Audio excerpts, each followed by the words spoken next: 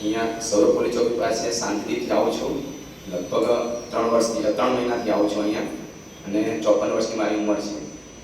રોજે રોજ જે થેરાપી લઉં છું એના કરતાં આજે ખરેખર અલગ જ અનુભવ થયો.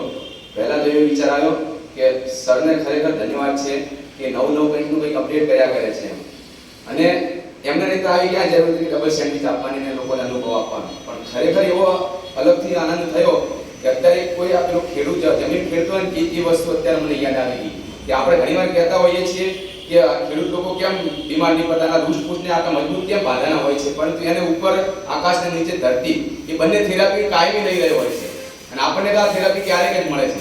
પરંતુ એ થેરાપીની અંદર એવો આનંદ આવ્યો કે આપણા જે રોગો હોય ને એના અંદર જમ્સ હોય બધા ભળતા હોય એના પરસ્યા રૂપે નીકળતા હોય ને એવું લાગ્યું અને ખરેખર ખૂબ જ આનંદ આવ્યો. સર માટે પણ ખરેખર ખૂબ જ આનંદની વાત છે કે આવું કંઈ નવું આપ્યા કરે છે અને ખરેખર આપણા રોગોને મટાડવાનું જે કાર્ય કરી રહ્યા છે.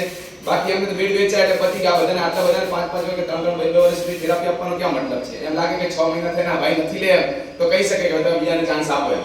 પછી એમની ભાવના એટલી બધી ઊંચી છે કે ખરેખર દરેક વ્યક્તિ જે આવે અહીંયા રડતો આવે, હસતો જવો જોઈએ અને ખરેખર એમના માટે ખૂબ જ અહોભાવ થાય.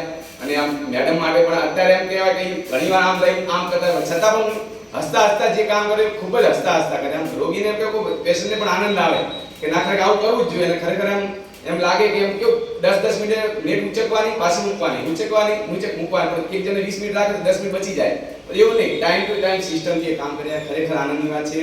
અને આવા ખરેખર બેસ્ટ સેન્ટર હોય તો રોગીઓનો પણ રોગ પણ જાય અને દરેકને એમ લાગે કે કંઈક આપણને આનંદ થયો. સવારે જો રોગ મટે કે ના મટે બંને બધી વસ્તુ છે, પણ સવારે આવીને સાંજ સુધી જે ખરેખર આનંદ રહે, પ્રસન્નતા રહે છે એ ખરેખર ખૂબ જ આનંદની વાત છે. ઓકે.